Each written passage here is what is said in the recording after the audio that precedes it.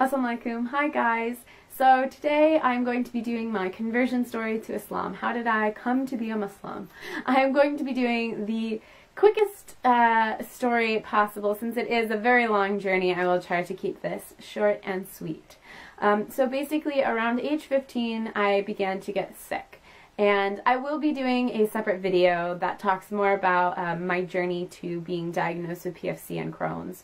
But for now, I will just keep it brief on the medical side of things. So anyways, as I got progressively sicker, I had to leave my job in the music industry, and it was very, very devastating to me. Music was my entire life, and it still is a huge part of my life. When I didn't have God, when I didn't have a faith, I firmly believe that God gave musicians their talent to be able to help kids who maybe don't have a strong faith in their life or don't have something else that's there for them, a parent, a loved one, something. Music was that sanctuary. It was that hope. Those lyrics rang true to me. So ever since I was young, I knew I wanted to work in the music industry, and I worked my butt off to get to where I was. And I was doing some incredible tours, and I was having the time of my life, and I met incredible people, and one of which really stood by me during these tough times. We both had anxiety issues, and we would kind of help one another cope with our anxiety while we were on tour. So when I was on my last tour with this friend of mine, I pretty much knew that that was the end, that I wasn't going to get the opportunity to tour after that ever again. And that was devastating. I don't even have the words to explain to you what that feels like. And so he really helped me through being sick on tour and, you know, being anxious about being so far from home and my family and being so sick. He was there and really helped talk me out of panic attacks and things like that. So I am eternally grateful for that. And likewise, I did my best to help him through his triggers and different anxious scenarios.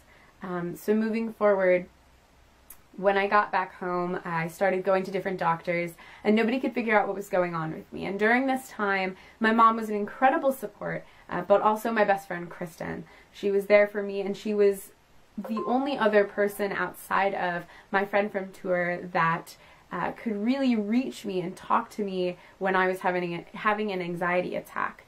Any of you guys who have anxiety issues know that when somebody comes to you during an anxiety attack and says, "Oh, it's going to be okay, calm down," you can't just shut it off. It doesn't work that way.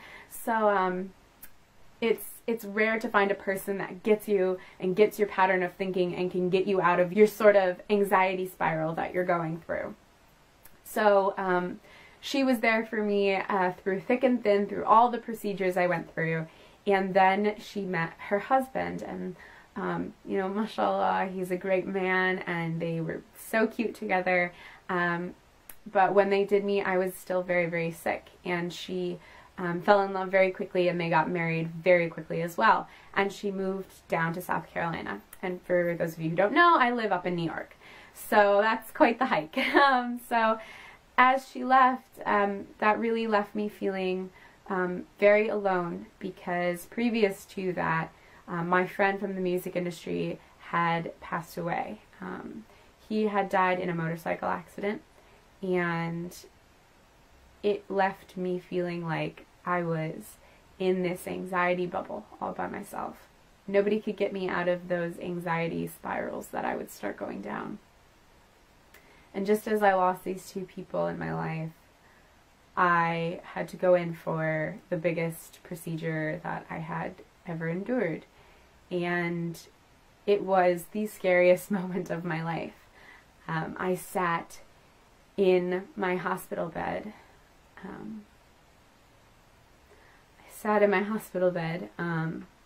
Excuse me for getting emotional about this. And I called his phone and listened to his voicemail. Because I half expected for him to pick up the phone. And obviously he never did. And at that moment in time I realized, Kendall, you're alone. You're alone in this, and not in a negative way. I know that I had family that loved me, but this life, you come into it alone and you will leave it alone. And something clicked in my mind, and I realized that I wasn't in control of this life. This wasn't me holding all the cards. That there was something more. And after I came out of surgery, if you guys have ever had surgery, you've ever been under MAC anesthesia, you know that you don't remember very much from the first maybe half hour of you coming out of anesthesia. I'm sure you guys have seen the funny videos here on YouTube of people talking and whatnot after getting anesthesia. And a couple weeks later, after my surgery, my father came to me and he said, "I think I should tell you what you told me when you came out of anesthesia."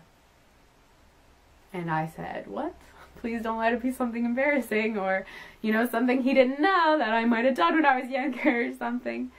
But he said that when you woke up, the first thing you said was, "I saw him." And I say him because I don't wish to say my friend's name, although many of you may be able to put the pieces together on who he is.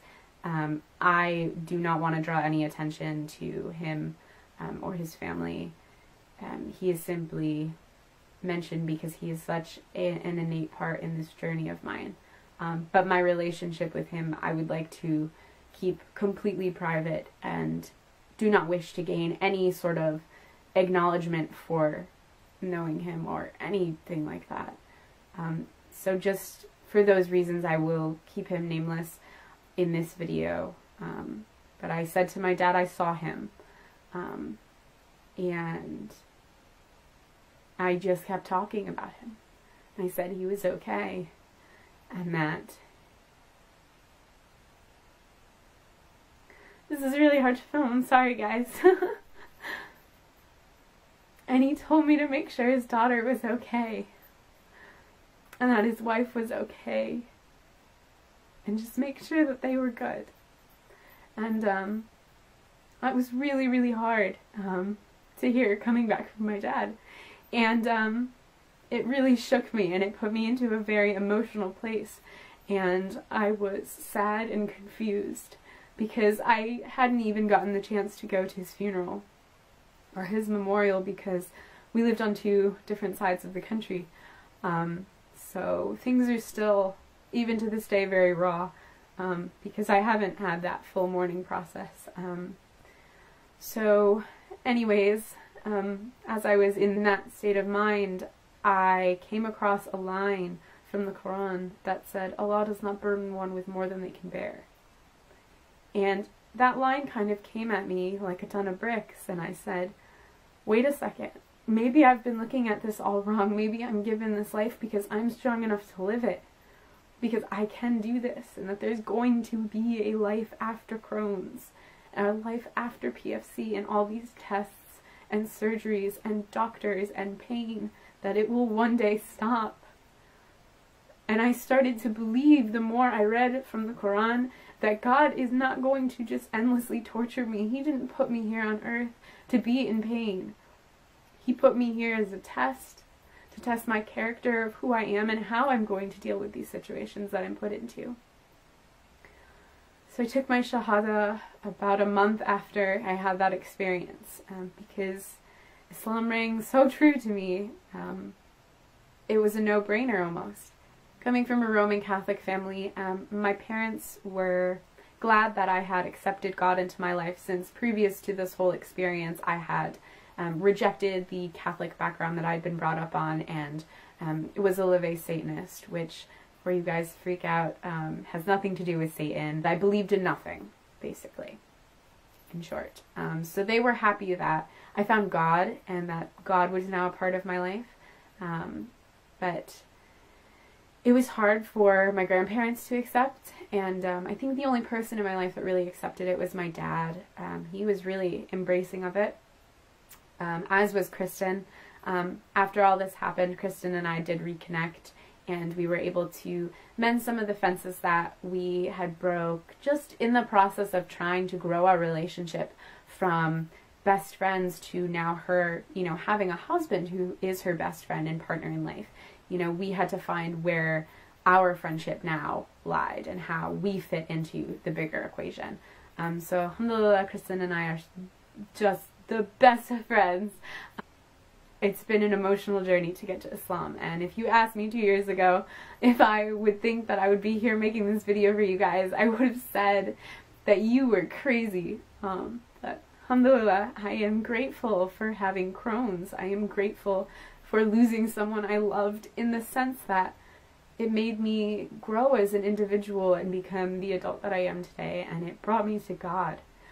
And I realized that there wasn't anything you could have done to get me to believe in God or a higher power or any sort of religion unless you had broken me down that far.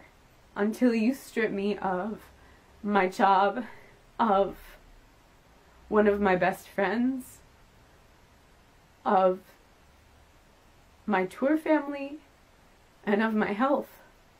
Until all of that was stripped away, I couldn't have seen this. So, alhamdulillah, I am so grateful to be a Muslim, and I am so grateful to be here today to share this with you guys. And I'm sorry that I got so emotional telling this story. I don't usually tell my story. I usually kind of just say, you know, I was Catholic and now I'm Muslim. But that's how it happened. So if you are also a revert, I would love to see your stories. So let me know if you have a conversion video or you want to tell your story to me down in the comments below. Please feel free. You can also contact me on my blog, as well as see me on Instagram and Twitter. So I hope you guys are doing well, inshallah. And if you have any other questions, feel free to ask down below. Thanks. I love you guys for the sake of Allah subhanahu wa ta'ala. And I am so happy to be your sister in Islam. Bye guys.